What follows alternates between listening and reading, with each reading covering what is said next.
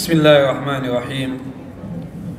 Assalamualaikum warahmatullahi wabarakatuh.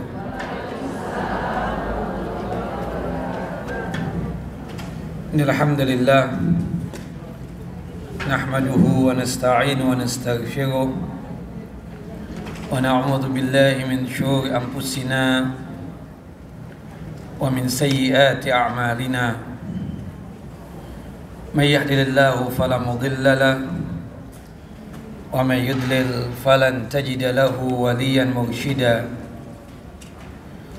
أشهد أن لا إله إلا الله وحده لا شريك له وأشهد أن محمدا عبده ورسوله ولقد قال الله تعالى في القرآن العظيم يا أيها الذين آمنوا اتقوا الله حق تقاته ولا تموتن إلا وأنتم مسلمون وبعد رب اشرح لي صدري ويسر لي أمري واحلل عقدة من لساني يفقهوا قولي اللهم انفعنا بما علمتنا وعلمنا ما ينفعنا وزدنا علما اللهم إنا نعوذ بك من زوال نعمتك وفجأة نقمتك وتحول عافيتك وجميع سخطك اللهم إنا نعوذ بك من جهد البلاء ودرك الشقاء وسوء القضاء وشماتة الأعداء اللهم إنا نعوذ بك من عذاب جهنم ومن عذاب القبر ومن فتنة المحيا والممات ومن شر فتنة المسيح الدجال. Akhawati fi din, a'azani wa a'azakum Allah. Ibu-ibu yang dimuliakan oleh Allahu Jalla wa Ala, Majlis Ta'lim Masjid Al-Azhar yang selalu dalam lindungan dan penjagaan Allahu Jalla wa Ala.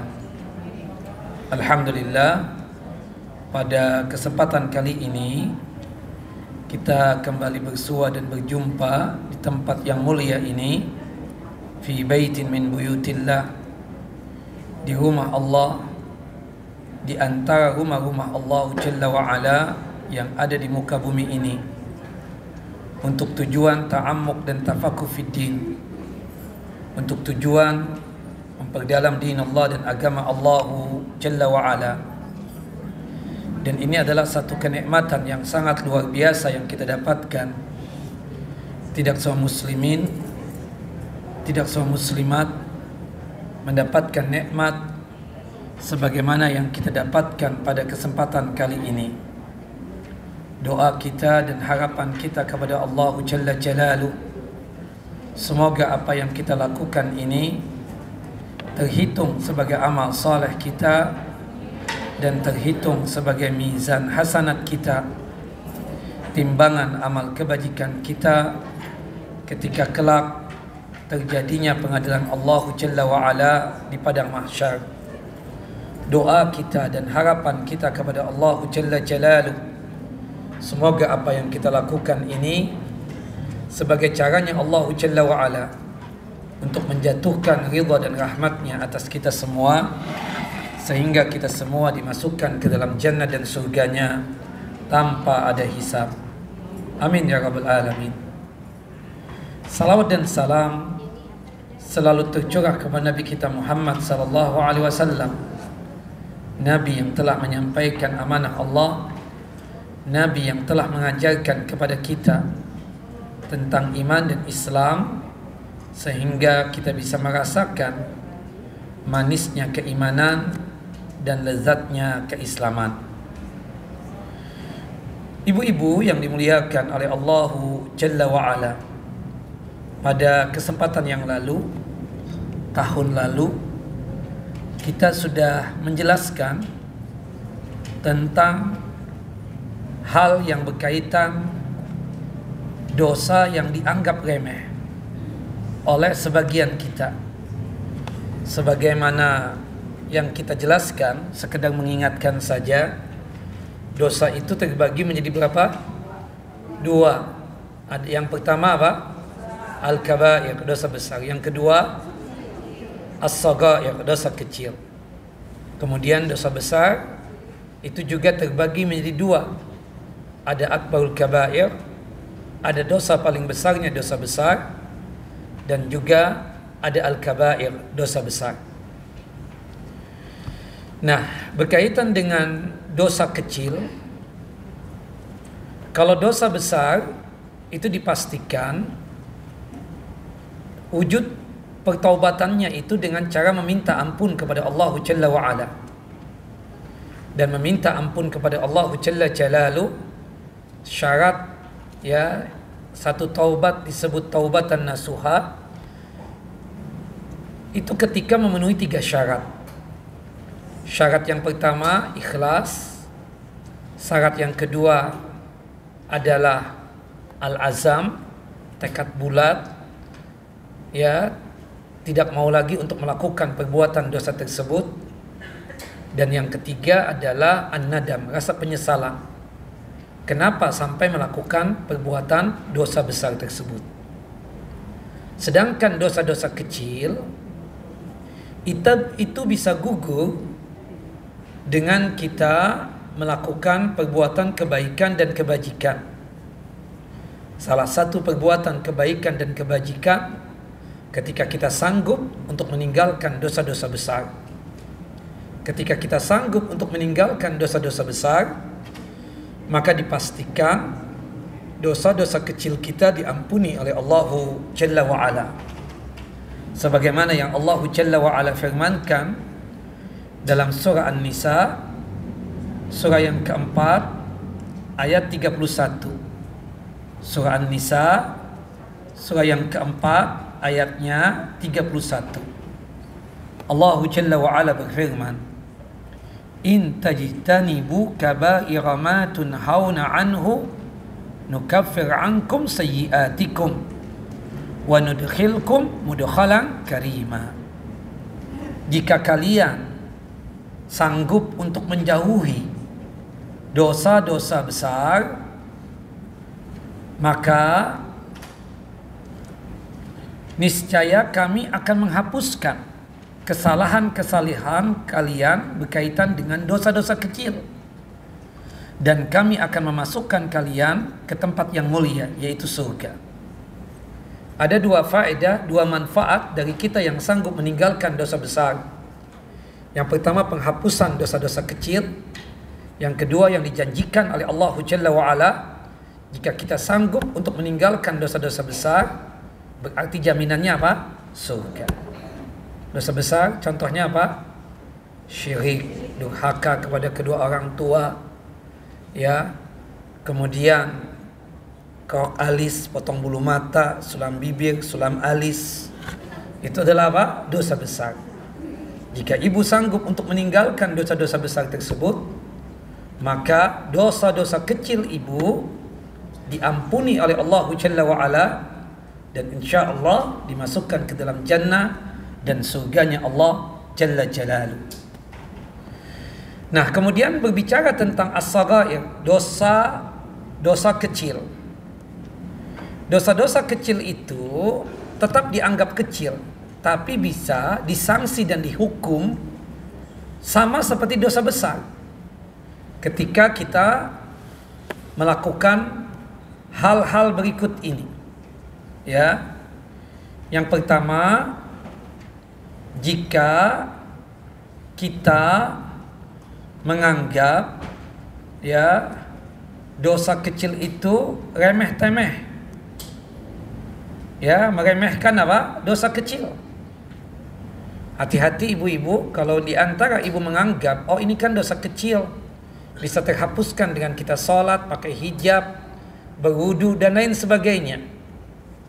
Maka ketika ibu menganggap remeh dosa kecil yang dilakukan oleh ibu, maka dosanya tetap kecil, tapi sanksinya apa? Hukumannya besar.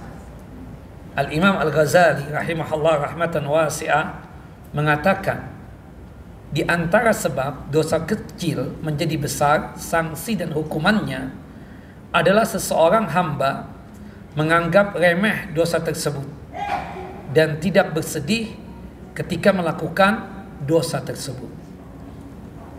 Kata beliau melanjutkan, sesungguhnya dosa, selama seseorang hamba menganggap perbuatan dosa tersebut sebagai sesuatu yang besar dari dalam dirinya, maka dosa tersebut akan menjadi kecil di sisi Allah Ta'ala. Tapi ketika dia menganggap dosa tersebut sebagai perbuatan yang besar, hal itu berasal dari larinya hati dari dosa tersebut dan kebencian hatinya terhadap dosa.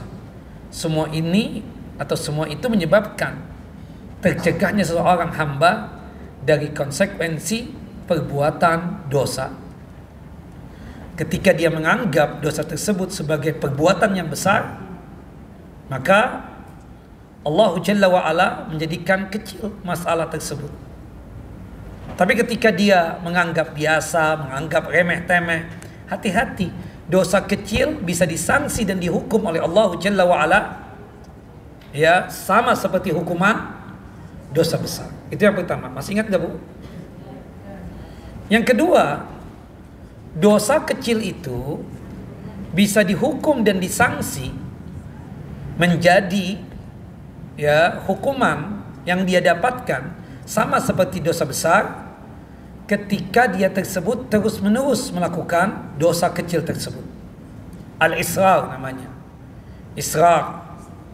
Nah, ketika seseorang israr berkaitan dengan dosa kecil, kata Al-Hafidh Ibnul Asir rahimahullah, bahwasannya sanksi yang dia dapatkan sama seperti dia melakukan apa?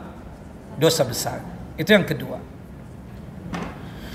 Kemudian yang ketiga, dosa kecil bisa disanksi, dihukum sama seperti dia melakukan dosa besar ketika dia melakukan dosa kecil itu dalam kondisi riang gembira.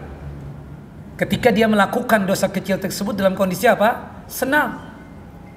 Subhanallah.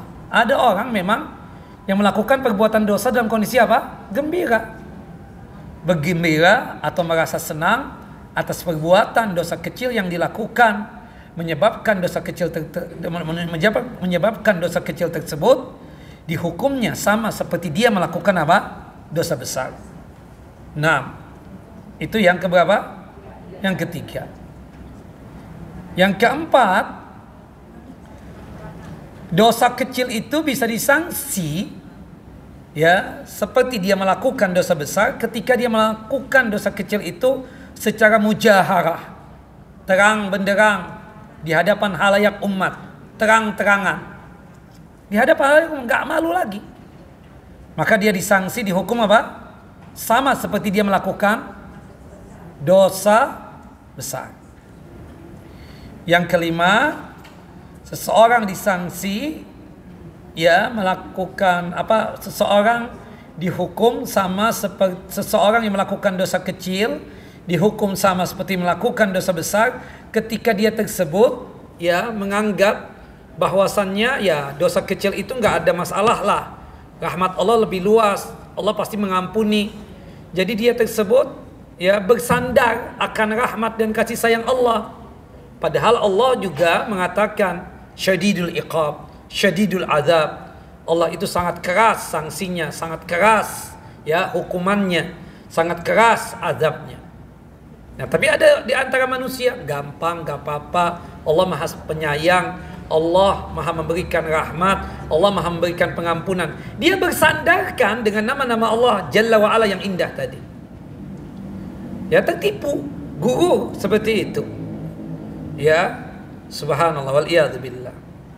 Nah, kemudian yang keenam, dosa kecil jika dilakukan oleh ulama, oleh ustadz, oleh kiai, ajengan, tuan guru, atau tokoh-tokoh masyarakat, ya, itu sanksinya, hukumannya sama seperti melakukan dosa besar. Kata Al-Imam Al-Ghazali rahimahullah, jika dosa kecil itu muncul dari seorang ulama, seorang imam, seorang ustadz yang diteladani amalannya, maka hal itu adalah perkara yang besar.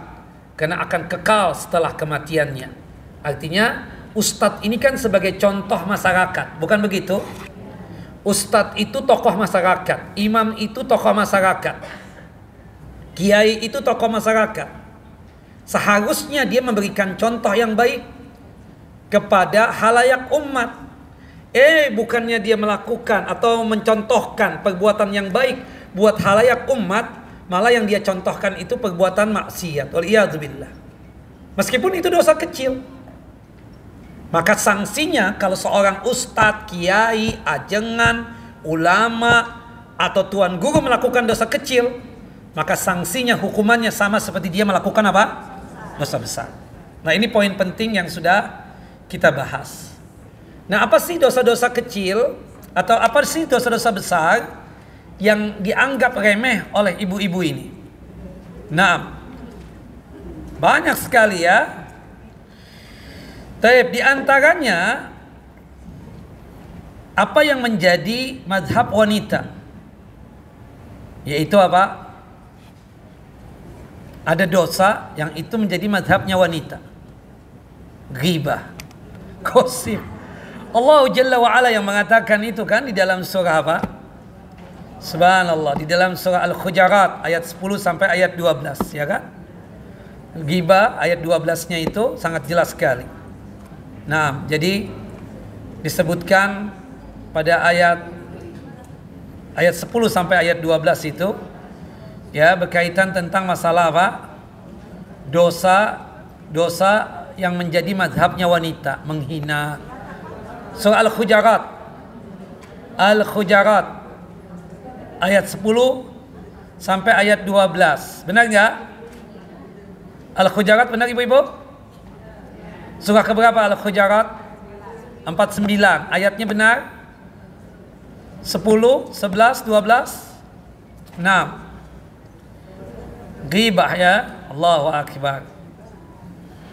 Disebutkan di dalam satu hadis yang sahih, hadis dari Anas bin Malik radhiyallahu an, semoga Allah Jalla wa ala meridai beliau, qala berkata, qala Rasulullah sallallahu alaihi wasallam, Rasulullah sallallahu alaihi wasallam bersabda, lamma araja bi Rabbi azza wa jalla, tatkala Tuhanku Allahu Jalla wa ala memi'ratkan aku, menaikkan aku ke langit. Ini peristiwa Isra dan Mi'raj. Marartu biqaumin lahum azfarun min nuhasin yakhmashuna wujuhahum wa sudurahum. Ketika Isra dan Mi'raj tersebut ditampakkan satu kaum untukku, yang dimana kaum itu memiliki kuku-kuku dari tembaga. Kuku mereka sangat tajam sekali.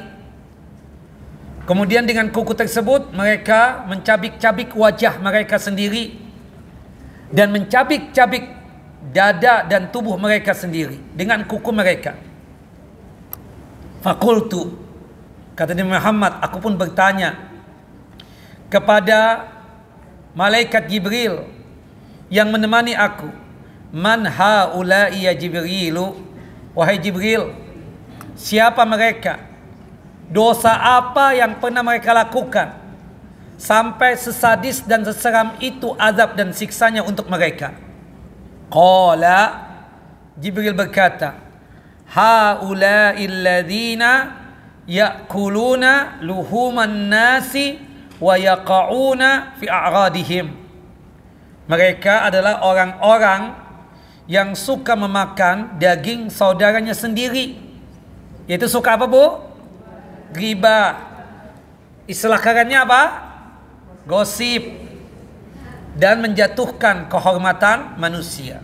Karena kalau ghibah itu pasti apa? Menjatuhkan kehormatan manusia yang digibahi tadi itu. Naam. Rasulullah SAW pernah menjelaskan definisi ghibah. Kata Rasulullah SAW, atadruna mal ghibah? Kalian tahu enggak ghibah itu? Qalu, para sahabat kemudian berkata, Allahu wa rasuluhu a'lam. Hanya Allah dan Rasulnya yang lebih mengetahui tentang itu. Qala Rasulullah SAW. Rasulullah kemudian menyebutkan definisi ghibah. Dzikruka akhaka bima yakrah. Menceritakan tentang saudaramu sesama muslim, yang dimana kalau dia tahu kita menceritakan sesuatu yang dia tidak sukai tersebut, membuat dia tidak menyukai kita. Artinya kita menceritakan saudara kita tentunya berkaitan dengan aib ini. Engkau menceritakan saudaramu tentang apa yang dia tidak sukai. Tahu nggak si ibu itu tadi pas kajian bawa kue tanpa izin. Subhan. Ibu malu bu ya, ya Allah. Kadang tuh di undangan itu bawa kresek, malu-maluin aja.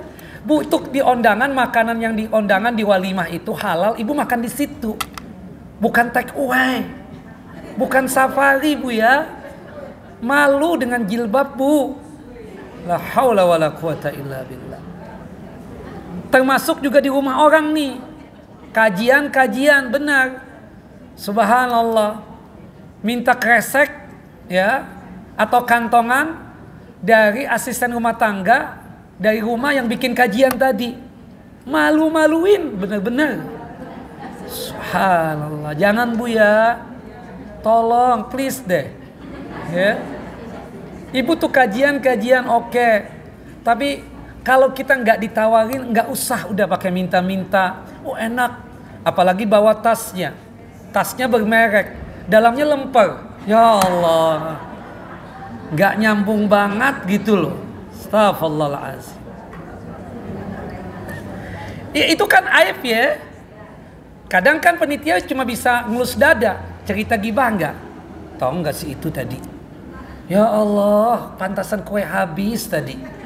Dia yang bawa rupanya. Memang kelakuan tuh ibu nggak layak, nggak pantas, nggak punya etik sama sekali, nggak ada etikanya sama sekali itu. Cuma kalau kita nggak ngomongin langsung jadi dosa loh. Otomatis si ibu itu marah dong sama kita. Nah makanya diingatkan, tegur aja langsung. Ibu kan sudah pada tua-tua nih, nah, tegur nasihatnya.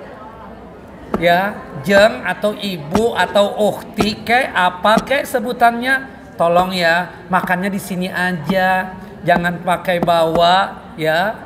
Buat apa? Buat di rumah. Jelas ya. Enggak, aku ingat suamiku, ini enak kue nih. Ya Allah, beli bu, beli. La haula wala quwwata. Aku pingin sedekah. Ya kalau sedekah tuh pakai uang sendiri, bukan dari hasil meminta. Gimana coba ibu-ibu ini ya? Bukan di sini, di sana jauh. Nah itu kan kadang kan kita penitia nggak enak negur, bukan begitu? Kita sahibul bait juga nggak enak menegur. Tapi ini kebiasaan. Setiap kali kajian kita lihat tuh, bukain kresek. Kajian masih berlangsung, sudah datang ke dapur. Satu, masukin di tas. Kita tahu tuh, kalau kita nggak tegur terus terang bu, bahaya. Kita cuma gibah. Kita cuma transfer pahala buat dia. Itu loh ghibah. Termasuk nih ibu-ibu kalau di kawinan. Kita suka memperhatikan loh bu, hati-hati ibu di YouTube kan loh bu. Hati-hati. Subhanallah, ini garis laki-laki. Kadang laki-laki nih kita sudah antri nih, tahu-tahu ibu-ibu datang. Maaf ya bapak-bapak ya, kita kan perempuan duluan ya. Astaghfirullahalazim. La haula wala quwwata. Bu, maaf bu. Perempuan gak di sini bu, perempuan di sana. Enggak, di situ pak, ramai banget perempuannya. Kadang tuh tanpa sadar langsung nyerobot begitu aja. Iya enggak bu? Itu kelakuan gak benar. Cuma salah juga kalau kita gibahin. Tahu nggak si ibu tadi itu? Ya Allah, kita sudah setengah jam antri. Tahu dia di depan kita. Kita mau ngomong apa? Nyalip kita. Kalau nggak nenek-nenek aja gue cekik tuh orang kan. Allahu Akbar. Kadang kan begitu bu. Itu kan nggak bagus. Aibnya orang kan. Harusnya ibu tegur langsung. Malu sama jilbab. Malu bilangin. Jilbab panjang tapi begitu kelakuan, nauzubillah. Di belakang. Ya ini realita, ini kenyataan. Mau nggak mau, saya harus menyampaikan kepada ibu-ibu. Daripada malu-maluin. Ngakunya muridnya si Azhar tuh. Allah, enak aja murid kita. Enggak. La haula wala quwata illa billah. Astaghfirullahalazim, ibu, jangan malu. Antri kita, semakin kita tinggi ilmunya, semakin banyak pengajian yang kita ikuti, semakin akhlak kita itu tinggi, Bu. Kita nggak enak, ya Allah, ya seperti itu ya, kita ikut aturan main lah seperti itu. Nah, jangan Bu, malu-maluin aja. Iya malu, yang jelas malu lah sudah ya. Mau di sini mau di sana kayaknya sama aja. Mazhab wanita, nah seperti itu. Wallahu a'lam bishawab. Nah itu kan aib. Kalau kita nggak kasih info langsung, kita dosa, ya kan? Makanya kita info langsung, Bu, jangan Bu ya, haram Bu, nggak boleh. Tapi aku ingat suamiku, aku ingat asisten rumah tanggaku, aku pingin sedekah. Ya Allah, tinggal beli. Kan pakai hijabnya kan ketahuan mereknya, gitu kan? Ya kan? Gitu kan ketahuan dia punya duit. Ngapain juga? Kan seperti itu ketahuan tuh. Huruf ini, huruf itu kan ketahuan. Berarti kan dia orang kaya. Jelas Ibu? Nah, kemudian ada sahabat yang bertanya, Faqila afara'aita in kana fi akhi ma aqul? Ya Rasulullah, seandainya memang di saudara kita itu sesama muslim, apa yang aku ceritakan itu memang aibnya dia. Memang dia kelakuannya begitu. Ya, suka apa itu? Ya, suka ngambil kue-kue ketika di kajian, kelakuannya dia. Kemudian apalagi suka nyobot apa kalau antrian itu? Nyalip, suka nyalip seenaknya aja, nggak say hello, nggak pakai salam lagi. Assalamualaikum Bu ya, lapar banget, aku duluan ya. Nggak begitu juga. Langsung aja, kan? Kalau sekiranya itu aib ya Rasulullah, ada pada diri mereka sendiri, gimana ya Rasulullah? Itu gibah juga enggak? Kata Rasulullah, in kana fihi ma taqul faqad iktabtahu. Kalau memang aib itu ada pada saudaramu dan kamu ceritakan, itulah gibah. Yang ibu suka nyalip tadi, yang ibu suka ngambil makanan di waktu di kajian, ya, dikantongin, dimasukin di tas tanpa bilang, tanpa izin. Haram, hati-hati. Aib itu. Tapi kalau kita gibahin, kita dosa. Tapi kalau wa illam yakun fihi, kalau sekiranya aib itu tidak ada pada saudara kita tadi, faqad bahattahu. Berarti kita fitnah dia. Nah, berarti apa? Fitnah dia. Wallahu a'lam. Nah, hukum gibah ini adalah perkara yang sangat diharamkan oleh Allah Jalla wa Ala. Disebutkan oleh Allah Jalla wa Ala dalam surah Al-Hujurat, surah yang ke-49 ya, benar? Ayat 12. Ya ayyuhalladzina amanu jtanibu katsiran minadh-dhanni inna ba'dadh-dhanni its. Wahai orang yang beriman, jauhilah oleh kalian banyak prasangka. Sesungguhnya sebagian prasangka itu saja itu dosa. Wala tajassasu. Janganlah kalian tersebut mencari kesalahan orang lain. Wala yaghtab ba'dukum ba'dha. Dan janganlah di antara kalian gibah atau menggunjing sebagian yang lainnya.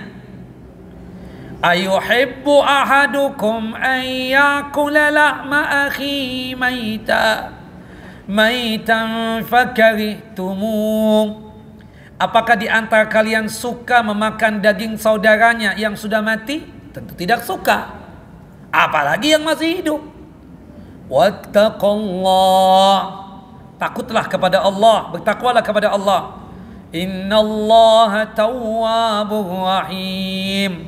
Sesungguhnya Allah Maha penerima taubat dan Maha penyayang. Al-Hafidz Ibnu Katsir rahimahullah rahmatan wasi'ah menjelaskan dalam tafsirnya bahwa pada ayat ini terdapat pelarangan dari perbuatan ghibah atau gosip atau menggunjing. Penjelasan hal tersebut sebagaimana dalam hadis dari Abu Hurairah yang telah kita bacakan tadi. Ya, dzikraka akhaka wa huwa yaqra. Menceritakan aib saudaramu yang jelas dia tidak menyukai. Menceritakan ya saudaramu tentang apa yang dia tidak sukai. Nah, ghibah hukumnya haram, baik itu sedikit ataupun banyak, baik cuma sekedar mendengar ataupun tulisan. Zaman sekarang ini bukan lisan yang banyak dosa, tapi jari jemari ibu. Pagi-pagi juga baru bangun tidur belum baca doa. Alhamdulillah alladzi ahyana ba'dama amatana wa ilaihin nusyur. Apa yang ibu lihat pertama kali? Handphone mana? Handphone mana? Kata suaminya, emang kenapa sih cari handphone belum baca doa? Enggak. Kita baru tahu ada gosip yang terbaru nih hari ini. Subhanallah. Nenek, jangan nek, ya Allah. Sudah bau tanah. Ya Allah, persiapkan diri untuk menjemput kematian. Itu yang terjadi. Nauzubillah min dzalik. Hukumnya haram. Ya, dan ini memang betul-betul menjadi mazhab wanita. Coba deh. Ibu-ibu sekarang seperti yang sekarang ini kan, maaf ya, dalam kondisi yang sudah senior begini, bukan tua deh, senior, kan seperti itu. Kalau keundangan itu kan, kalau keundangan atau kekawinan walimah, maaf ya, biasanya kan dengan besti-bestinya kan, sudah jarang dengan suaminya. Entah suaminya malas, atau memang suaminya nggak diundang, atau suaminya memang sudah apa ya, atau mungkin ibu malu jalan sama suami, seperti itu. Nah biasanya kan, kalau sudah besti-besti itu kumpul, jemput sini, jemput situ dan seterusnya. Si itu kawin lagi kita dapat undangan. Iya bener. Itu omongan kan baik. Masya Allah, alhamdulillah, kan bagus dong. Tapi setelahnya itu tuh ibu, dapat siapa? Teman yang tahu kan bilang, lagi kesian. Kesian kenapa? Pokoknya kesian aja. Teman yang lain kan pada kepo, pudul. Emang kenapa sih? Dia kawin kan bagus. Kesian dapatnya tahu nggak? Udah botak, hitam, pekat. Hitamnya itu hitamnya kalik lagi. Kalau kena sinar matahari langsung peluh. Ya Allah ibu. Ya enggak bu? Enggak. Itu baru pen. Sampai ke undangan nih sampai ke undangan Claire. Ibu sih masya Allah tertib antrian. Pas giliran ibu mau ngambil makanan habis. Sudah mulai itu ramai. Mana nih orang nih? Makanan habis. Dah cuap-cuap tuh. Subhanallah. Ternyata datang dong petugasnya, bu maaf bu. Ya memang subhanallah undangan 4.000 bu, tapi makanan cuma 1.000, jadi habis. Harus kan kalau undangan 4.000, makanan 12.000 atau 10.000 paling tidak kan? Ya kan kita subhanallah 2 kali 8.000 atau mungkin 10.000 makanan ya kan? Ya udahlah kalau habis sudah di lisan kita jaga. Tapi apa yang terjadi dengan besti-besti ini tadi? Aduh kita makan di sini aja deh. Kelihatannya aja tajir, tapi makanan habis. CC ini CC itu mewah, wah bintang 5 hotel, makanan habis. La haula wala quwata illa. Itu aib ya kan? Tapi kalau ibu ceritakan dosa enggak bu? Pasti dosa. Ya Allah bu, kalau kita kan kekawinan itu bukan dalam rangka untuk makan ya. Kita mendoakan, mengucapkan selamat. Memang keterlaluan banget makanan sampai habis. Keterlaluan banget kita kan, bahwasannya keterlaluan banget tuh kalau misalnya dia nggak menyediakan apa-apa. Orang diundang kok, kewajibannya itu kan menyediakan, seperti itu. Cuma kadang kan ada orang-orang yang nggak paham tentang masalah buat walimah atau tentang adab etika tadi itu. Ya sudahlah kita maklumin lah. Kita kan ngajinya sama Ustadz Azhar, jadi paham banget adab etika itu kan, seperti itu. Nah begitulah kira-kira. Narsis sedikit boleh ya. Nah Allahu Akbar.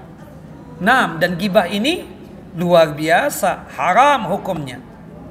Jadi pernah nih Bu, Rasulullah itu kan banyak istri ya Bu ya, maaf nih ya. Subhanallah. Ibunda Aisyah itu kan digambarkan posturnya, tubuhnya tinggi, putih bersih. Itu kalau kelihatan marahnya itu muka kemerah-merahan, makanya dipanggil oleh Nabi apa? Humaira. Ketika Rasulullah meninggal dunia saja, umur beliau baru berapa? 18 tahun. Nah, subhanallah, Ibunda Aisyah ini punya cemburu dengan Sofia.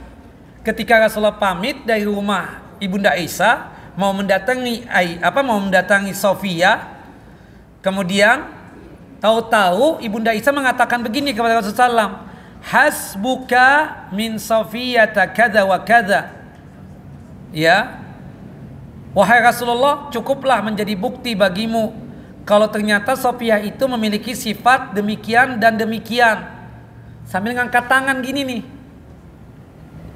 Ya, maksudnya apa? Pendek. Iya, seperti itu. Nggak ngomong pendek, tapi ngomong begitu. Kayak ucapan ibu. Nggak ngomong gila, nggak bilang stres. Nggak bilang, kalau gini kan gila. Kalau nggak boleh. Gibah juga maksudnya. Cuma ngomong. Kalau misalnya lagi ini, ngomong cuma. Maksudnya otaknya lagi tabrakan, ya kan seperti itu. Biarin. Allahu akbar. Nauzubillah min dzalik. Nah, apa jawab Rasulullah SAW? Apa kata Rasulullah SAW kepada Ibunda Aisyah?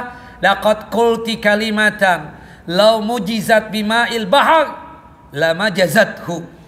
Itu ucapan engkau wahai Aisyah dengan berkata kaza wa kaza. Bukankah dia itu begini dan begini, sampai mengarahkan tangan begini nih. Ya. Kalau itu dicampur dengan air laut, maka air laut akan tercampur seluruhnya, dicelupkan ke dalam lautan, maka dia akan mengubah air laut tadi itu. Subhanallah. Allahu akbar. Bukan begitu, Bu? Nah, kadang kita kan isyarat pakai mata kan. Allahu akbar. Nauzubillah. Ibu pintar-pintar tuh. Saya pakai kacamata jadi nggak kelihatan ya, seperti itu. Nah. La haula wala quwata illa billah. Nah, hati-hati ya Bu. Kata Nabi kita Muhammad SAW, inna dima'akum wa amwalakum haramun alaikum ka hurmati yaumikum hadha fi syahrikum hadha fi baladikum hadha. Sesungguhnya darah-darah kalian haram untuk ditumpahkan. Harta-harta kalian haram untuk diambil kecuali dengan jalur yang halal. Kemudian kehormatan kalian haram untuk dihinakan. Ya, sebagaimana mulianya hari ini, yaitu hari Arafah. Kemudian sebagaimana mulianya bulan ini, yaitu bulan Dzulhijjah, dan sebagaimana mulianya dan terhormatnya negeri ini, yaitu kota suci Mekkah. Allahu akbar. Nah, ini berkaitan dengan dalil dan hujjah tentang haramnya ghibah, dan itu apa? Dosa besar. Bagaimana Ustadz cara menghindari ghibah? Gampang. Ada beberapa teknis cara untuk menghindari ghibah. Ya, mengingat bahwa semua amalan akan dicatat, ya, termasuk ucapan. Itu yang pertama. Yang pertama, Ibu, untuk menghindari ghibah, kita mengingat bahwa semua amalan, baik yang baik ataupun yang buruk, akan dicatat, termasuk ucapan kita. Termasuk apa? Ucapan kita. Termasuk apa yang dilakukan oleh jari jemari kita. Ana sih nggak pernah ghibah Ustadz.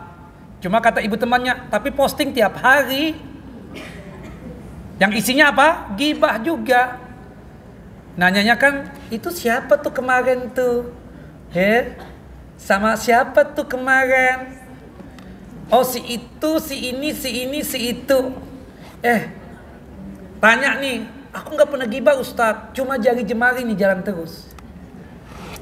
Tadi malam nyesal loh datang ke walimah. Iya. Wah, temannya kan langsung menyaut tuh. Iya. Sudah capek-capek kita persiapan 3 jam berbaju, berpakaian. Tahu-tahu gak dapat makanan. Ya, iya kelihatannya aja tuh. Ya di bintang 5 acaranya wah, makanan habis. Diingat lagi tuh. Nanti ketemu dengan teman kita, ingat lagi ini yang kemarin ngundang kita. Coba kalau kita berhenti ya. Ya Allah, anak dicatat nih perbuatan anak. Ya, ucapan, perbuatan, jari jemari juga dicatat. Kita harus sadar bahwa segala sesuatu apa yang telah kita ucapkan, apa yang kita perbuat, semuanya akan dicatat dan akan dimintai pertanggungjawaban di hadapan Allah Subhanahu wa taala. Kata Allah Jalla Jalaluhu dalam surah Qaf ayat 18. Surah Qaf surah keberapa? 50. Surah Qaf 50 ya? 50. Jadi Al-Hujarat langsung Qaf gitu. 49 Qaf 50 ayat 18. Allah Jalla wa Ala berfirman, "Ma yalfizu min qawlin illa ladaihi raqibun atid." Tidaklah satu ucapan apapun yang diucapkan oleh kita semua melainkan ada di dekatnya malaikat pengawas yang selalu hadir, raqib dan atid. Raqib mencatat kebaikan kita, sedangkan atid mencatat keburukan kita. Dikatakan di dalam hadis Abu Hurairah radhiyallahu an, atau ini perkataan dari Abu Hurairah radhiyallahu an, salah seorang dari kalian dapat melihat kotoran kecil di mata saudaranya, tetapi dia lupa akan kayu besar yang ada di matanya. Allahu akbar. Nah, artinya yang pertama ini kita katakan yang pertama apa? Mengingat bahwa semua amalan akan dicatat, termasuk apa? Ucapan. Itu yang pertama ya. Kita ingat ya ketika ngomong apa semua bicara, ya Allah, ana dosa. Bukankah ucapan ana akan ditanya di hadapan Allah Jalla Jalaluhu? Bukankah semua itu akan nanti ada pertanggungan di hadapan Allah Jalla wa'ala? Ini yang harus kita apa? Wanti-wanti. Jangan sampai nanti jadi masalah buat kita semua ya, seperti itu. Itu yang pertama.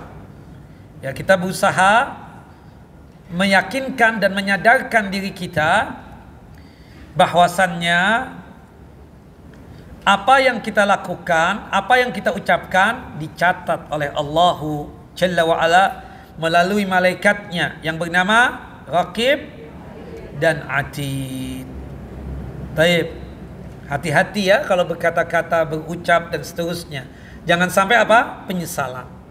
Kita ini hobi komentar sih masalahnya. Semua ingin dikomentari, bukan begitu? Nah, kalau komentarnya baik-baik saja nggak ada masalah. Tapi nggak, komentarnya kadang jahat gitu loh. Itu yang tidak baik. Apalagi musim sekarang, Bu.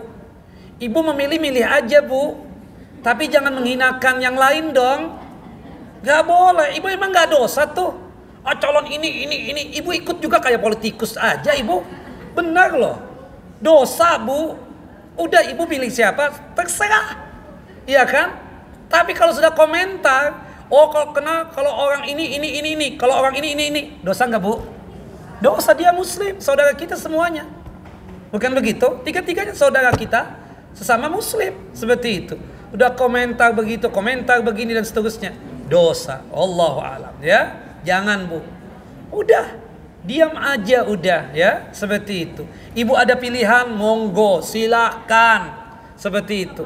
Tapi kalau sudah komentar yang lainnya, kalau sudah menjelek-jelekan yang lainnya, nah, udah masuk kategori apa? Ghibah. Ya kan? Kalau dia ada kesalahan langsung ditegur, langsung diingatkan. Kapan ketemunya, Ustaz? Wallahu a'lam. Ya kan? Seperti itu. Wallahu a'lam. Nah, jelas ibu-ibu? Nah, termasuk juga misalnya sesama kita lah ya di kajian ini. Ya, kita makanya tadi sesuatu yang kadang kan anggota kajian itu kan kadang kelakuannya macam-macam. Ya kan, seperti itu.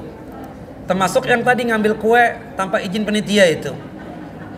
Alangkah baiknya ada yang negur itu loh. Ada yang negur, mengingatkan.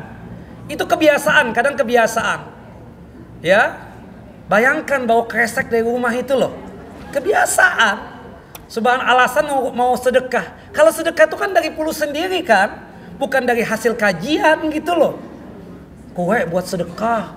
Ini kan Ya ibu-ibu kan juga sudah pada apa loh. Kita menyediakan ini ya buat kita di sini, bukan untuk sedekah. Kalau sedekah lain lagi nanti. Seperti itu. Wallahu a'lam bissawab. Nah, ada petugas-petugasnya lah. Saya yakin di sini nggak ada, tapi di sana banyak gitu loh. Seperti itu. Wallahu a'lam. Yang kedua, cara menghindari gibah.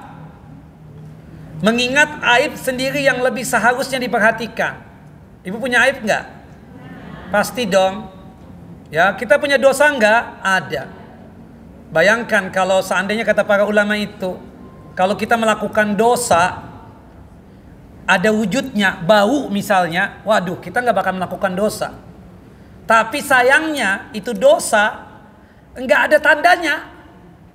Semua bisa bersinetron, semua bisa melakukan pencitraan, bukan begitu? Coba kalau misalnya tandanya bau ketek misalnya, buat lu banyak dosa ya, kan ketahuan, enak begitu. Masalahnya nggak ketahuan. Nah, kita paham dong dosa kita. Sebelum kajian tadi aja ngomel-ngomelin suami misalnya, kan dosa. Subhanallah. Ya kan, seperti itu. Kadang kita melihat aib kita sendirilah. Kita punya kekurangan. Masya Allah. Kata Abu Hurairah radhiyallahu an, yabsuru ahadukum al-qadhata fi a'yuni akhihi wa yansa al-jazla aw al-jaz'a fi aini nafsihi. Salah seorang dari kalian dapat melihat kotoran kecil yang ada di mata saudaranya, tapi dia lupa akan kayu besar yang ada di matanya. Kalau pepatah Indonesia itu apa?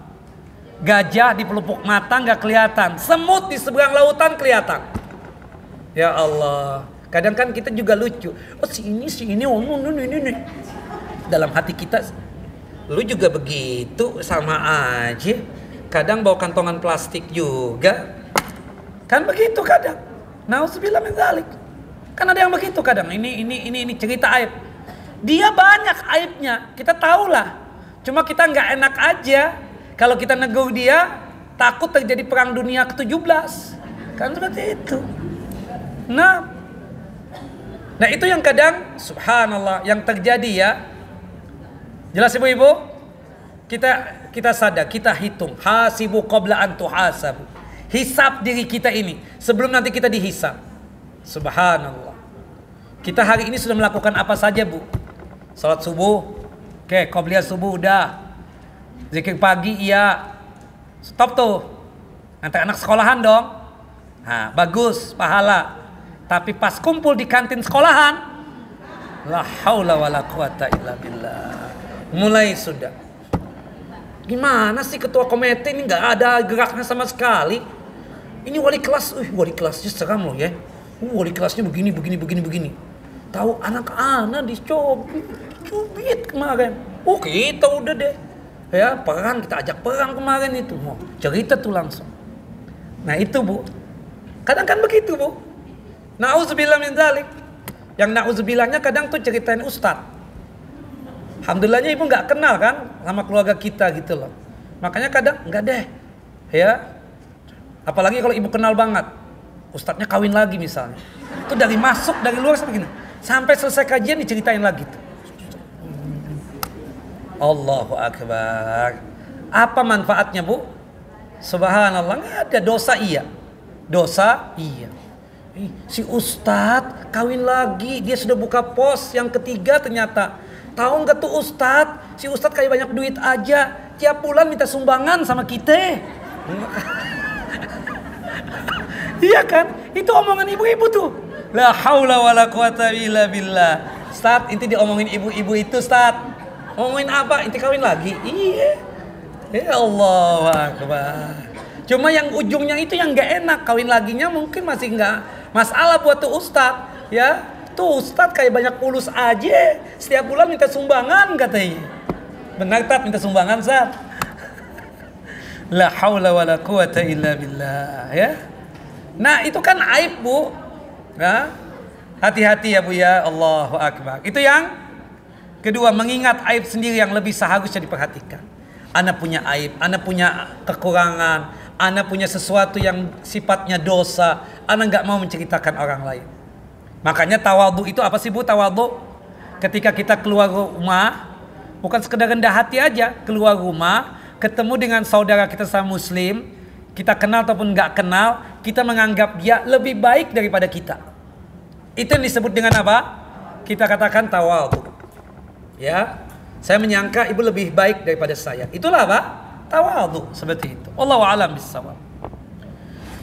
Kemudian selanjutnya ibu-ibu, yang ketiga, cara menghindari dosa ghibah, anggap diri ini lebih rendah dari orang lain. Anggap diri ini apa? Lebih rendah daripada orang lain. Kata Al-Imam Abdullah Al-Muzani, beliau mengatakan begini.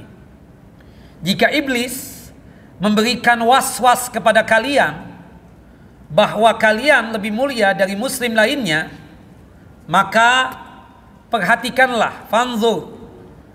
Jika ada orang lain yang lebih tua dari kalian, maka seharusnya kalian berkata atau engkau berkata, orang tersebut telah lebih dahulu beriman dan beramal soleh daripada aku, maka ia lebih baik daripada aku. Misalnya kita memang ustadz, kebetulan takdirnya lebih muda dari ibu, 40 tahun beda umur, kan seperti itu. Kan kemudian saya melihat ibu-ibu nih semua, setan kan menggoda. Itu ibu tuh, si nenek-nenek itu si jidah itu si grandma itu. Astagfirullah. Dia lebih baik daripada saya. Kenapa? Dia lebih muncul duluan di muka bumi ini, dan dia lebih Islam duluan daripada saya, lebih daripada diri ini. Pastinya dia lebih baik daripada saya. Itu dong sikap kita begitu. Nah, termasuk juga dikatakan di sini, jika ada orang lain yang lebih muda daripada engkau, maka seharusnya engkau katakan, aku telah lebih dulu bermaksiat dan berlumurkan dosa serta lebih pantas mendapatkan siksa dibandingkan dirinya, maka ia sebenarnya lebih baik daripada aku. Ada orang tua kan? Kalau kata-kata orang tua itu kalau melihat yang muda-muda, aduh, bau kencur nih orang, macam-macam sudah. Nah, seharusnya kan gak begitu. Ya, dia masih muda. Berarti kalau anak kan lebih tua, berarti anak ini lebih banyak melakukan dosa, lebih banyak melakukan maksiat. Dia lebih baik, dia lebih sedikit dosanya. Kan begitu harusnya. Dengan demikian kita di hadapan saudara kita sama muslim itu ada rasa apa? Tawadhu. Ada rasa apa? Lebih rendah dari orang lain tersebut, dari saudara kita sesama muslim. Ketika kita punya sikap seperti itu, maka kita apa? Sangat gampang untuk meninggalkan yang namanya dosa ghibah tadi. Cukup 3 hal ini saja ya. Yang pertama, cara menghindari ghibah apa? Mengingat bahwa semua amalan akan dicatat termasuk ucapan kita. Yang kedua, mengingat aib sendiri yang lebih seharusnya diperhatikan. Yang ketiga, menganggap diri kita lebih rendah daripada orang lain. Jelas ibu-ibu? Kita sampaikan begini, ibu tersinggung gak sih ibu? Alhamdulillah. Nah, berarti ibu memang bukan pelaku ghibah kan, seperti itu. Nah, kalau tersinggung berarti pelaku ghibah ya. Wallahu a'lam bishawab. Kemudian kita masuk kepada pembahasan yang ketiga. Bagaimana cara bertaubat dari dosa ghibah ini? Bagaimana cara bertaubat dari apa? Dosa ghibah. Dalam masalah ini ada 2 pendapat di kalangan para ulama tentang tata cara atau cara bertaubat dari dosa ghibah. Keduanya dari riwayat Imam Ahmad rahimahullah rahmatan wasi'ah. Yang pertama, apakah bertaubat dari ghibah cukup dengan memintakan ampunan orang yang kita ghibahi? Misalnya kita pernah ghibah nih, menggibahin ustadz. Kalau ngomong sama ustadz kan gengsi banget nih. Kita cukup, ya Allah ampuni dosa ustadz ya Allah, berikan rahmat dan kasih sayangmu ya Allah. Apakah cukup seperti itu saja? Atau apakah harus diumumkan, diinfokan kepada orang yang kita gibahi? Tapi konsekuensinya, kalau kita info kepada dia, kita akan ditandai oleh dia. Oh, ternyata yang kemarin-kemarin itu yang mengisukan kawin lagi itu inti. Ya ketahuan sekarang, kan begitu. Nah, atau apakah harus diumumkan dan meminta penghalangnya? Ya kan seperti itu. Artinya diinfokan, sekaligus juga mendoakan, sekaligus juga kita misalnya pernah gibahin orang. Ya, jelek-jelekin orang. Kita datangin tuh orang-orang yang pernah kita infokan tadi. Bu, enggak benar. Ana salah dulu itu. Ternyata dia begini. Baik banget loh. Ternyata dia banyak sedekah. Ternyata dia ini. Sebalik daripada apa yang kita ucapkan dulu berkaitan dengan keburukan dia. Wallahu alam. Dari 3 pendapat tadi kita katakan, atau 2 pendapat tadi, pendapat yang paling tepat adalah tidak perlu diumumkan. Tidak perlu untuk apa? Diinfokan. Karena kalau kita infokan, mudaratnya lebih banyak. Kalau kita infokan, banyak bahayanya.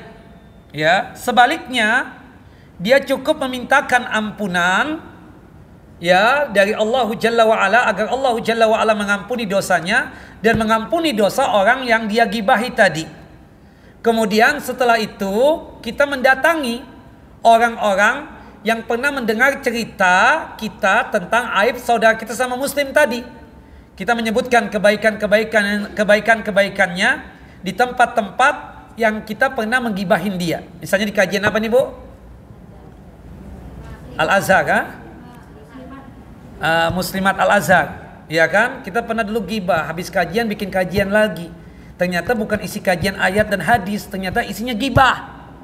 Kita ngomongin lagi, ketemu sama ibu ini, bu, kita kumpul deh dulu. Ya, maaf ya, kita masih jiwa muda nih, sekarang sudah tua, sudah sakit-sakitan, takut meninggal. Yang dulu tuh nggak benar itu, bahwasanya si fulana itu masya Allah semuanya baik-baik selalu dia. Nah itu kita sebutkan kebaikan-kebaikan dia, tapi kita nggak perlu info kepada orang yang pernah kita gibahi, karena kalau kita infokan terjadi masalah dan muskilah buat kita. Terjadi problem yang sangat luar biasa. Nah pendapat inilah yang dipilih oleh siapa? Syekh Islam Ibnu Taimiyah rahimahullah rahmatan wasi'ah, termasuk Al-Imam Ibnu Qayyim dan lainnya. Sedangkan yang berpendapat bahwa pelaku gibah harus mengumumkan taubatnya, mereka menganggap gibah seperti hak harta. Tapi ini pendapat marjuh, pendapat yang lemah. Perbedaan keduanya sangat jelas. Sesungguhnya hak-hak harta orang yang terzalimi, ya mereka menganggap gibah sama seperti hak harta. Perbedaan keduanya sangat jelas. Sesungguhnya hak-hak harta, orang terzalimi masih dapat mengambilkan manfaat dengan dikembalikan harta yang sebanding. Bukan begitu? Kita pernah mengambil hartanya orang. Itu cara taubatnya apa? Harta tersebut harus dikembalikan. Ya, bila dia tersebut mau, dia dapat mengambilnya atau dapat pula menyedekahkannya kan? Ya dulu pernah mengambil kue itu waktu kajian, ya kan, tanpa izin. Ini misalnya ya. Nah cara ibu untuk bertaubat itu, ibu bawa kue yang banyak, ya ke kajian yang sama, ya kan, seperti itu. Ibu kan langsung, ini sedekah buat iya. Ibu kan kepo, kenapa sih? Kok tumben biasanya situ yang ngambil kue? Kok sekarang beli sedekah? Ya. Aku taubatan nasuha. Ternyata itu dosa, nggak boleh. Baru dengar kajian hari ini. Nah berarti pekan depan itu ada kue itu datang nanti, ya kan? Seperti itu. Allah. Karena kita mengambil hak orang tanpa izin loh kadang. Nauzubillah min dzalik. Terutama di kawinan Bu ya, jangan Bu malu-maluin. Subhanallah. Ya, jangan. Di kajian juga jangan. Kecuali kalau misalnya panitia mengumumkan kue banyak lebih, ibu-ibu nih kita sudah sediakan kantong plastik, silakan Bu bawa ya, itu sudah kita bungkusin, silakan ibu ambil. Nah itu lain cerita. Kalau ini kan nggak ada info, ya jelas Bu, jangan ya. Nah, taib. Adapun gibah yang demikian tersebut tidak mungkinlah kita katakan untuk info kepada dia. Kalau harta kan jelas, kita kembalikan, ada manfaat buat orang tersebut. Tapi kalau gibah yang ada apa? Kita ditandain doang. Oh ternyata dia seperti ini dulu sama kita sikapnya. Orang yang digibahi tidak memperoleh sesuatu dengan diumumkan taubat itu, kecuali sesuatu yang berlawanan dengan tujuan syariat. Sesungguhnya pengumuman taubat itu justru akan membangkitkan kemarahan dari orang yang apa? Yang digibahi tadi.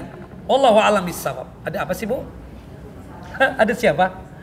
Ada yang terlambat ya. Nah, kemudian bisa jadi kalau kita info kepada orang yang kita gibahi, ya membuat apa? Dia sakit hati kan?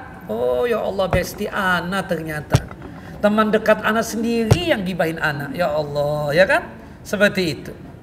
Menyakitkan jika dia mendengar sesuatu yang dituduhkan kepadanya. Bahkan mungkin akan mengakibatkan apa? Permusuhan, dan tidak akan menjernihkan permasalahan selama-lamanya. Jadi perlu kita apa? Cukup dengan taubatnya itu, dengan kita meminta ampun kepada Allah agar kita diampuni dosa-dosa kita, dan yang kedua kita minta ampun kepada Allah agar orang yang kita gibahi juga diampuni, sekaligus majlis-majlis yang pernah kita menggibahin orang, kita datangi lagi majlis itu. Kita infokan bahwasannya apa yang kita sampaikan dulu itu kita salah. Ternyata orang itu baik banget, soleh banget, solehah banget, seperti itu. Wallahu alam bissawab.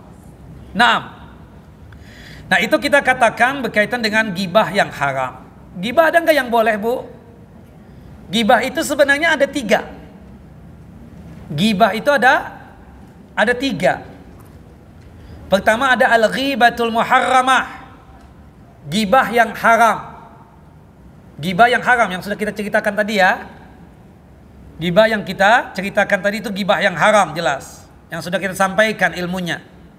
Jelas ibu-ibu? Yang kedua nanti ada gibah wajib. Mau nggak mau kita harus omongkan nih. Itu namanya gibah apa? Gibah wajib. Ada yang ketiga nanti gibah al-mubahah. Gibah yang dibolehkan. Gibah yang dibolehkan. Nah, gibah wajib itu apa, Ustaz? Hiyal ghibah allati biha yahsulu lil fardi najah mimma la yahmadu uqbah au musibatan kanat muhtamilatal wuqubihi misl allati tutlabu lin nasiha indal iqbal ala zawat li ma'rifati haliz zawat au ka ay yaqula shakhsun lil akhar muhadziran lahu min shakhsin ya syaririn inna fulan yuridu qatalaka fi makanil fulani au yuridu sarakata malika fi sa'atil fulaniyah wa hadha min babin nasiha. Nah, gibah yang wajib ini begini. Gibah yang mendatangkan keselamatan untuk orang yang dia tuju. Misalnya begini, ibu tanya sama saya, Ustaz, anak punya cucu dilamar oleh seseorang. Kebetulan Ustaz, katanya nih Ustaz, dia kenal sama antum Ustaz, ngaji sama antum. Benar nggak Ustaz? Siapa namanya Bu? Oh si Fulan bin Fulan. Oh iya saya kenal Bu. Menurut Ustaz gimana Ustaz? Kami terima nggak si Fulan itu jadi mantu kami? Bu, dia itu baik Bu.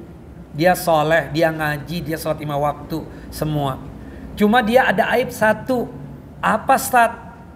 Dia nggak kerja. Dia miskin. Dia fakir. Nggak ada fulus Bu. Menurut Ustaz gimana? Ya, aku tidak menyarankan ibu untuk menerima. Aib nggak Bu? Tapi gibah yang diizinkan, yang wajib malah. Kenapa? Karena kalau kita bilang baik-baik saja, terima ini itu. Ketika kawin, Ustadz bohong ya. Ternyata dia nggak ada kerjaan. Iya kan? Kesian anak punya cucu Ustadz. Sekarang terbengkalai hidupnya ini dan macam-macamnya. Nah boleh kan seperti itu? Nah seperti misalnya ada di antara ibu janda nih nanya sama Ustadz, teman inti si Fulan yang isi di sini juga melamar anak Ustaz. Oh begitu ya. Gimana Ustaz ya? Terima enggak? Ibu udah siap segala-galanya. Maksudnya ibu ini insya Allah yang keempat nih kalau jadi. Iya kan? Ya dong kita ngomong apa adanya nih. Kemudian tuh Bu, dari istri yang terdahulu dia sudah punya anak 35.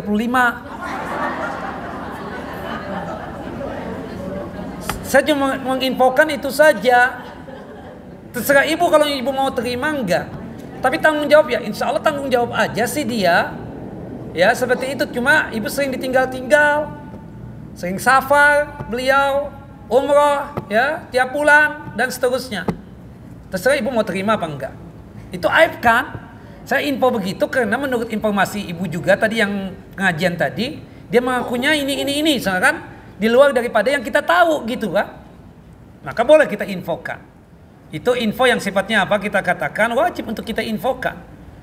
Seperti misalnya, ibu tanya saya, Ustaz, si ini ngajak kongsi dagang tuh sama saya. Jangan bu, kenapa? Saya pernah kongsi sama dia. Duit saya 3M belum dikembalikan oleh dia. Nah itu info apa? Wajib. Karena kita wanti-wanti ini orang jahat, suka menipu dan seterusnya. Jelas ibu-ibu? Nah, termasuk misalnya ada orang yang mau ditangkap atau mau dibunuh di tempat ini, di tempat itu. Kita tahu nih info ini, kita kabarkan. Bilangin sama om bu ya, si om jangan keluar rumah dulu. Kenapa Ustaz? Kalau om keluar apalagi ke tempat ini, ada orang yang mau mencelakakan beliau. Nah itu gibah juga kan? Kita sebut namanya siapa orang yang ingin mencelakakan si om tadi itu. Itu namanya gibah apa? Gibah wajib. Wallahu a'lam bissawab. Jelas ibu-ibu? Paham kan? Termasuk ustadz misalnya. Ibu-ibu muslimat dari kajian Al-Azhar ini nanya, Ustadz, kami ingin ngundang Ustadz Fulan. Ustadz kan pembina di masjid ini, penasehat. Menurut Ustadz gimana Ustadz ya? Jangan bu. Kenapa Ustadz alasannya? Dia Syiah bu. Ya kan? Nah itu apa? Gibah wajib. Untuk menjaga agar jangan sampai ibu jatuh ke dalam akidah yang sesat. Yaitu apa? Syiah. Wallahu a'lam bissawab. Nah yang ketiga, gibah yang dibolehkan.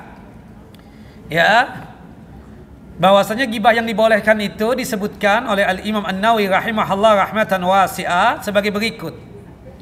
Gibah yang dibolehkan itu ada 6. I'lam annal ghibata tubah li gharadin sahihin syar'iyyin. Ya, la yumkinul wusul ilaihi illa biha wa huwa sittatu abwab. Ketahuilah, sesungguhnya gibah yang dibolehkan itu jika ada tujuan yang benar lagi syar'i. Tidak mungkin didapatkan untuk melakukan gibah yang syar'i tadi itu atau gibah yang dibolehkan tadi itu kecuali cuma sebatas 6 hal berikut ini saja. Yang pertama at-tazallum. Kita dizalimi misalnya. Tanah kita diambil, harta kita diambil. Kita tahu siapa yang ngambilnya. Kita datang ke pihak yang berwajib. Kita sebut nggak namanya bu? Kita sebut namanya. Kenapa? Itu dibolehkan nggak? Itu kan gibah kata ibu. Iya gibah. Tapi gibah yang apa? Yang dibolehkan. Dia zalim sama kita. Maaf bu, duit saya 3M diambil sama dia. Ya, makanya saya adukan dia ke polisi. Saya adukan dia kepada pihak yang berwajib. Nah itu dibolehkan. Wallahu a'lam bissawab. Jadi kalau kita dizalimi, boleh kita menceritakan aibnya dia itu. Wallahu a'lam bissawab. Yang kedua, al-isti'anatu ala taghyiril munkar wa raddul ma'asi ila sawab. Naam. Fayaqul liman yarju qudratahu ala izalatil munkar. Meminta pertolongan untuk mengubah kemungkaran dan mengembalikan perbuatan mungkar tadi itu kepada kebenaran. Artinya supaya dia itu bertaubat, taubatan nasuha dari perbuatan maksiat dan dosa. Ya, meminta pertolongan kepada seseorang, misalnya ya maaf ustadz, atau misalnya begini ya, contoh begini. Saya tahu nih anak ibu di depan masjid tadi merokok. Saya bisa aja negur langsung. Tapi saya tahu nih anak qalilul adab, anetika, nggak punya akhlak. Cuma kalau sama ibu atau apalagi sama neneknya takutnya luar biasa. Saya ngomong, "Nek, cucu nenek tadi si Fulan di depan masjid itu merokok, Nek." Saya ngomong begitu supaya si nenek apa? Menegur dia. Supaya dia berhenti apa? Merokok. Nah, saya minta pertolongan dengan siapa? Dengan si neneknya tadi. Karena kalau saya yang langsung, saya nggak dianggap oleh dia. Itu yang disebut meminta pertolongan dengan seseorang yang sanggup untuk merubah kemungkaran atau mengembalikan dia dari yang suka maksiat kepada perbuatan ketaatan. Itu kita omongkan perbuatan buruknya itu kepada apa? Kepada orang yang memang punya kemampuan untuk merubahnya, kepada ayahnya, kepada uminya atau kepada neneknya kan. Seperti misalnya ustadz-ustadz di pesantren atau ustadz-ustadz di sekolahan itu memanggil ibu orang tuanya kan, anaknya begini. Itu kan gibah itu kan jelas. Nah, supaya kenapa? Supaya wali muridnya atau orang tuanya tersebut bisa menegur anaknya yang sekolah di situ, supaya dia menjadi baik lagi. Jelas ibu-ibu? Nah, banyaklah ya kasus-kasus begitu. Nah, al-isti'anah ala taghyiril munkar wa raddul ma'asi ila shawab. Yang ketiga, al-istifta, minta fatwa. Minta fatwa. Nah, itu banyak tuh di curhatan ibu-ibu ke ustadz kan. Ustadz, suami ana begini, ustadz, ya gimana ya? Ya kan, seperti kasusnya siapa? Kasusnya Hindun. Ya, binti Harbin. Kasusnya Hindun, ya, istri daripada Abu Sufyan bin Harbin. Nah, kasusnya Hindun, istri daripada Abu Sufyan. Hindun dan Abu Sufyan ini, ya, adalah mertuanya Rasulullah SAW. Anaknya yang bernama Romlah atau Ummu Habibah dikawin oleh Nabi SAW. Nah, kebetulan Abu Sufyan bin Harbin ini bakhil, sahih.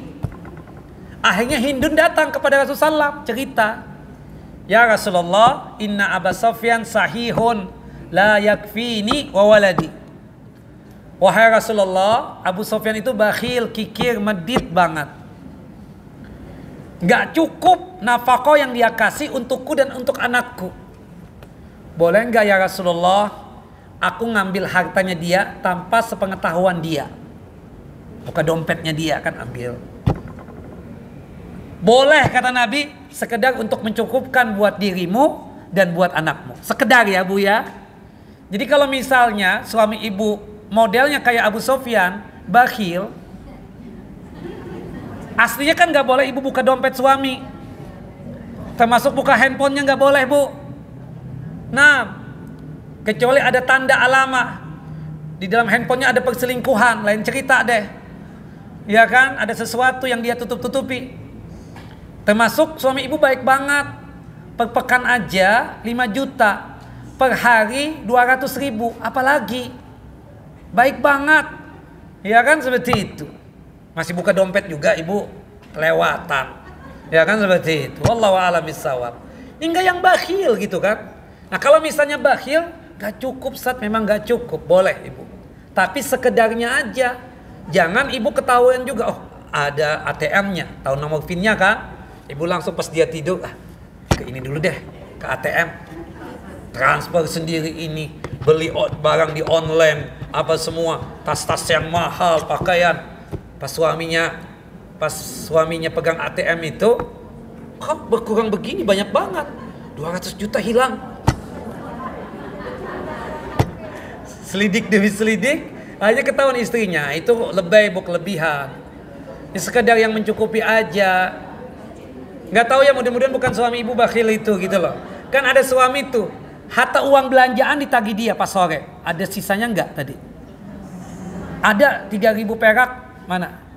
Nah, ini kelewatan banget, lempar tuh ya. Allahu Akbar, kelewatan banget, 5.000 perak ditagih juga. Allahu Akbar. Jelas Bu? Nah, bakhil. Ya, nah itu kan kita ceritanya aib untuk minta fatwa. Kayak kasus suami istri, ya kan? Itu hal-hal yang dalam kadang, mau nggak mau harus cerita. Kalau nggak kesian anak perempuan kita. Atau kadang yang kesian itu suami juga. Ustaz gimana ya Ustaz ya? Laki-laki nih Bu.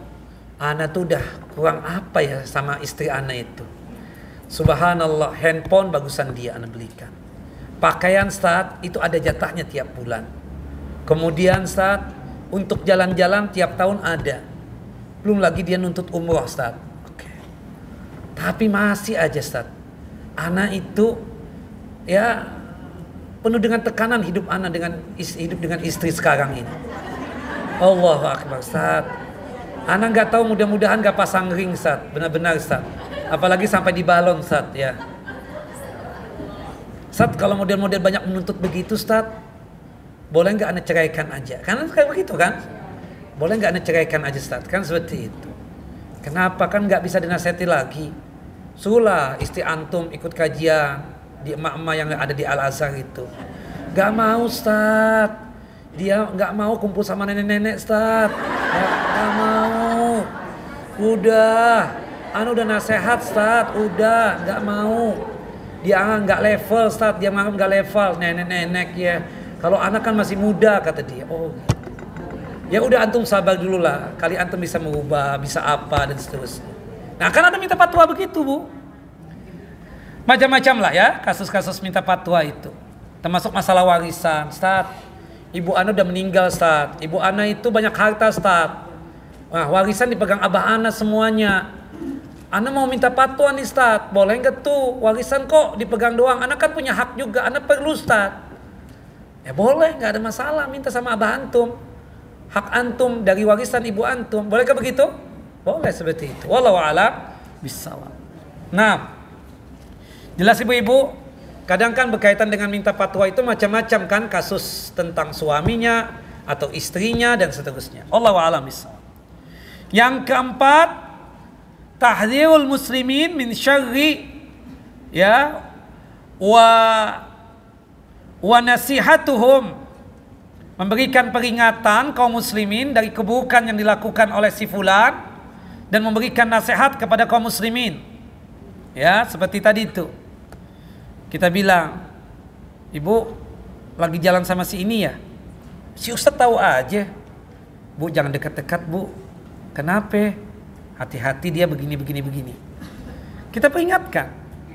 Atau mungkin ada info. Si ini mengisi kajian di Muslimat Al-Azhar. Saya telepon. "Assalamualaikum Ibu, apa kabar? Baik. Bu, minta maaf sebelumnya nih.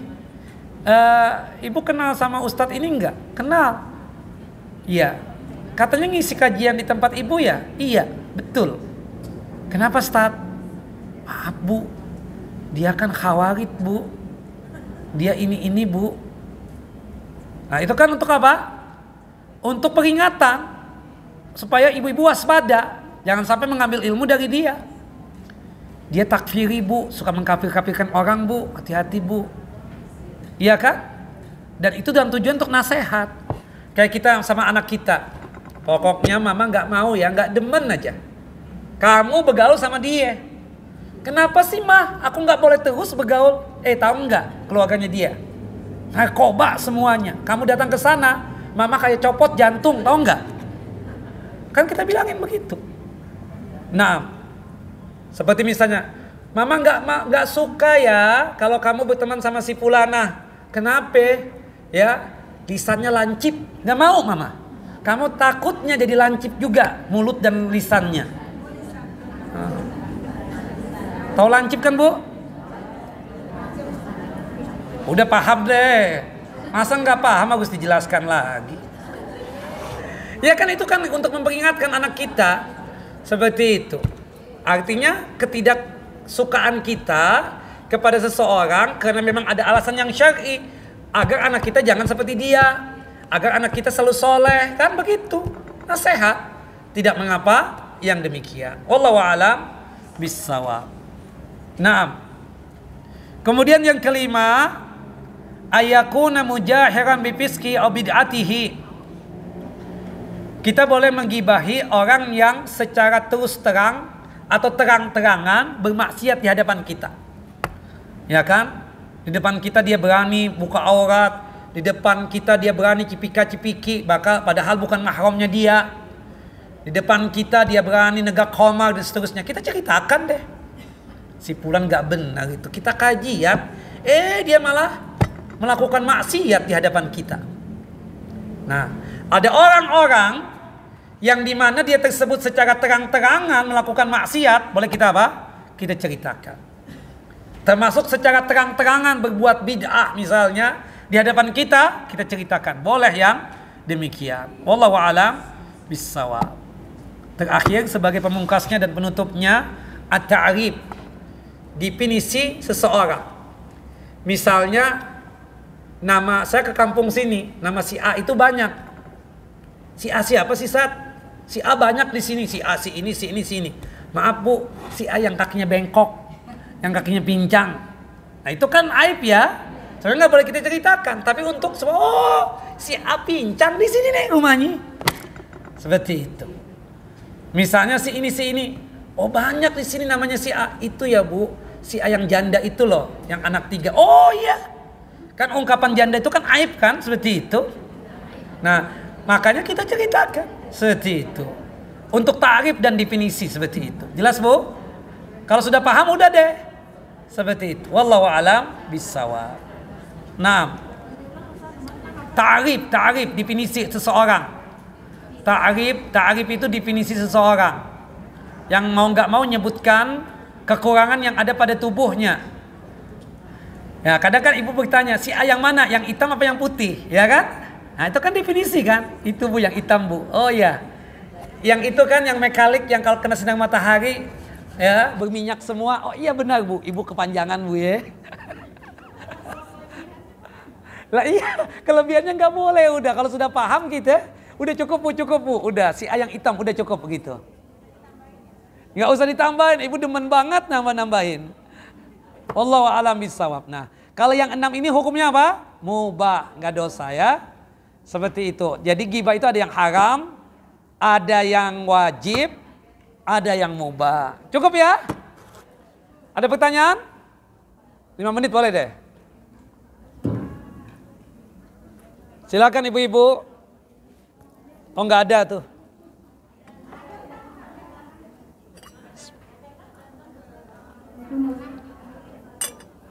Salam, silakan Bu. Apa hukumnya seseorang datang ke dokter psikiater?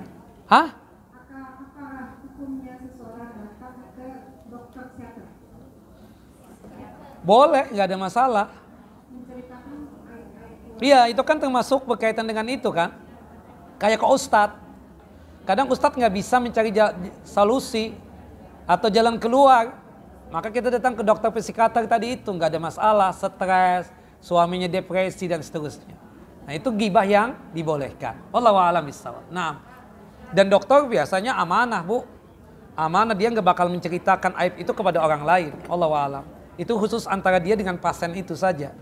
Wallahu a'lam. Nah, ya Bu. Kalau tabayun, kalibrasi nggak apa-apa, boleh. Seperti misalnya Ustadz waktu kajian di As-Salam ngomong ini ya Ustadz. Oh iya benar Bu. Kenapa? Oh iya, aku tahu Bang ini. Iya benar. Itu memang ada khilaf di kalangan ulama. Cuma aku mengambil pendapat ini. Gak ada masalah itu. Ya itu kan kita katakan ada hakim dan itu orangnya terbatas. Iya, itu yang kita kena dizolimi. Itu yang pertama tadi ghibah yang dibolehkan. Kalau berkaitan dengan masalah apa kan di persidangan itu kan ada yang dizolimi, dipanggil, ada hakimnya, ada pengacaranya, ada terdakwanya, ada saksi-saksinya. Mau tidak mau buka aib semuanya di situ. Karena ada bagian orang yang terzolimi di situ. Otomatis sebagai apa? Buka aib semuanya itu. Dan itu dibolehkan, masuknya ke ada ghibah yang dibolehkan. Yaitu apa? Tazallum. Karena kita dizolimi, kita buka aib semuanya di situ. Wallahu a'lam. Ya, 1, 2, 3 ya. Kelompok sini 3 dulu ya.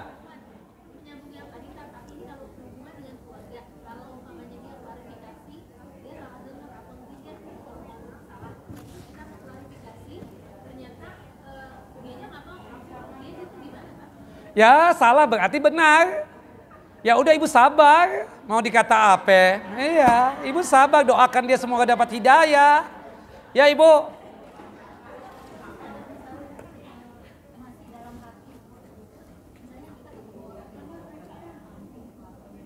Diam Bu, sebentar ini penting banget kayaknya. Nah, kenapa Bu? Udah langsung aja, asal ibu diam aja, kedengaran kok.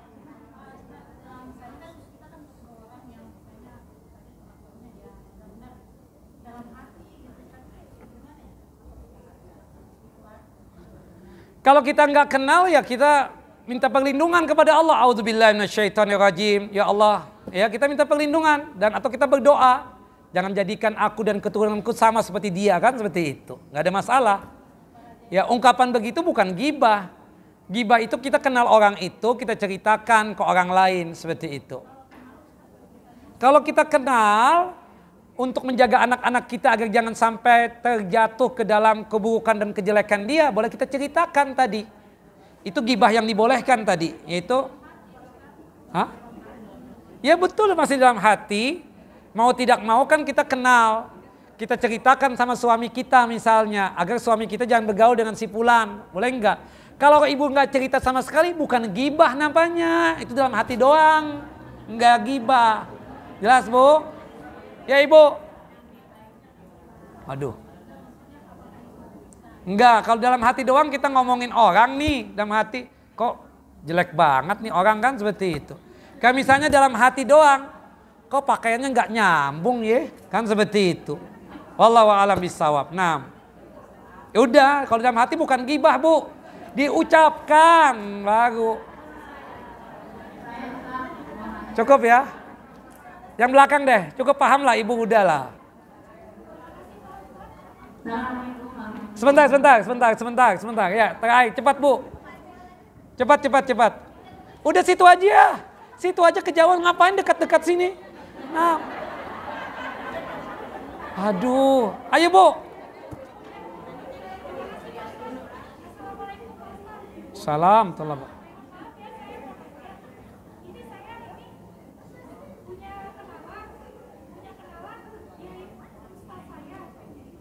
Halo?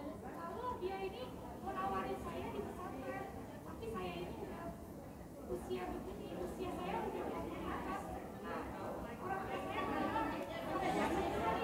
Iya, sebentar Bu, ya. Ibu mau sekolah lagi? Mau sekolah lagi apa? Enggak kan?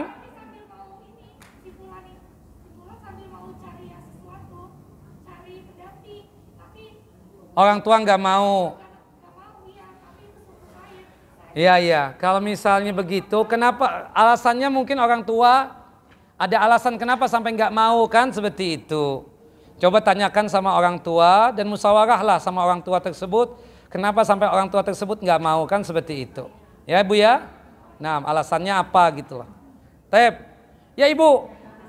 Assalamualaikum warahmatullahi wabarakatuh. Ustaz, apabila memperbanyak istighfar, apakah bisa menghapus dosa-dosa kecil? Mohon dijelaskan. Iya. Dosa-dosa kecil itu dengan kita berbuat baik selesai udah Bu. Termasuk apa? Istighfar. Ya. Taib. Siapa? Satu. Siapa lagi? Satu doang ya, habis ya. Alhamdulillah. Nah, ya silakan. Waalaikumsalam.